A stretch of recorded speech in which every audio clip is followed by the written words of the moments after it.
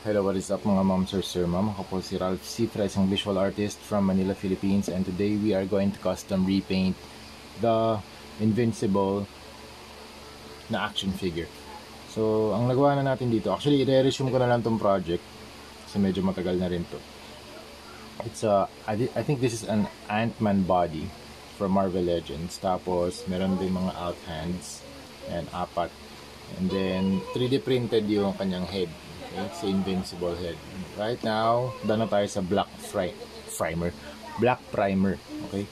So, tapos na, nag-apply na rin tayo ng 2 coats of flat black. Ang ginamit natin dito, Bosny number 4 flat black. Okay? So, ang next step na gagawin naman natin dito, mag-apply na tayo ng gunmetal paint. Ito, using the dry brushing technique. And thank you very much, Hero Paints, for sponsoring this video. Okay, shake lang natin mabuti. Tapos, lagay natin sa palette. And then, task ko tayo ng small amount. Tapos, idadrag lang natin yung paint across the surface. Okay? Para magkaroon siya ng additional highlights. And then, ma-emphasize yung surface details. And yung sculpt. So, dry brushing technique lang ginagawa ko. Okay, next na step, mag-apply naman tayo ng cobalt blue para dun sa different sections ng Invincible na suit. So, apply lang natin dito. So, base coat yung ginagawa ko. And more water yung mixture natin ng paint with the paint. Siguro mga 20% water and 80% paint para lang mag-sip in yung paint dun sa sa mga malalalim na areas. Okay? So, base coat. Thin layers lang ginagawa natin. Pwede naman tayo mag-apply ng multiple coats. Okay?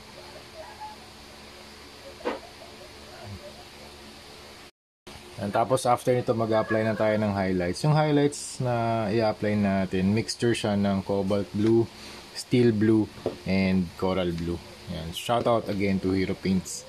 Super ganda ng mga colors ng mga paints na sinesend nila sa atin. Also, kapag naubusan ako, nagre-request lang ako, and then yun, de-deliver na nila. Yeah, thank you very much, Hero Paints. So, ang movement ng brush ko, brush pressure, ipipress ko lang, press and flick. So, kunwari dito sa part na to, yung mga muscles na nakaangat, press and flick. Press and flick. Okay? Press and flick. Press and flick. Para kita rin yung yung brush strokes. Yan.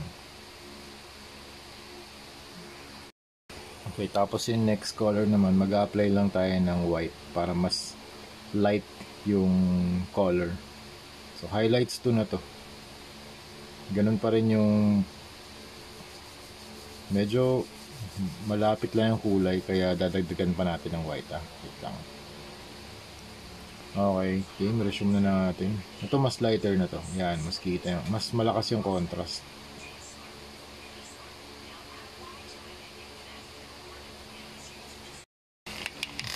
Okay, next step naman, gagawa na tayo ng line art. Okay?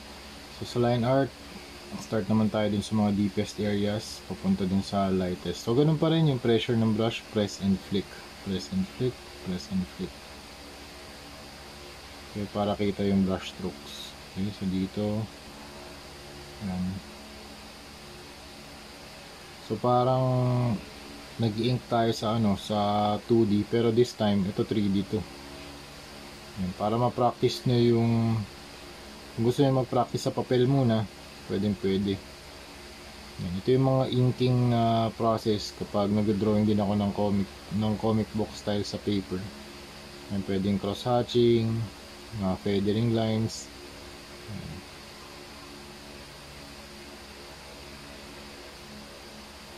Gusto ko itong brush na to kasi pwede ka magbago ng line weight. Pwede siyang thick and thin. Thick or thin. Ito thick. Tapos dun sa taas, thin na yung line weight niya.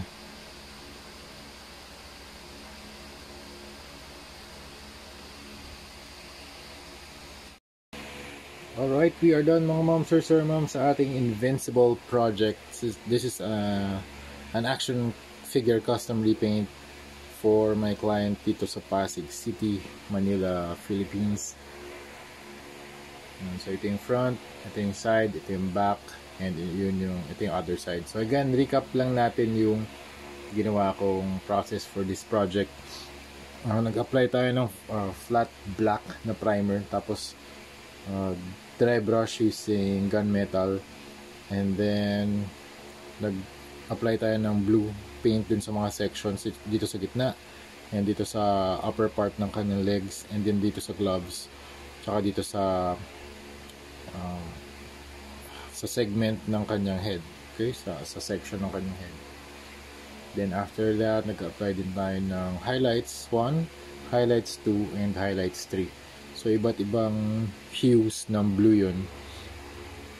And then after that, ito naman highlights 1, highlights 2. Tapos yung line art na. Okay? Tapos yung skin tone. Okay. So yun mga ma'am sir, that's it. Yun lang ang ating project. Yun lang yung process na ginawa natin dito for the Invincible project. Okay, naka-blue tack lang to yung ulo niya para ma-rotate pa rin, hindi natin siya gagawin permanent. Okay, so yun mga ma'am sir, that's it. Ang mga accessories niya, ito, dalawang alt hands, okay, open palm hands. So yun lang mga ma'am sir, thank you very much for watching, and see you sa next video. Bye bye.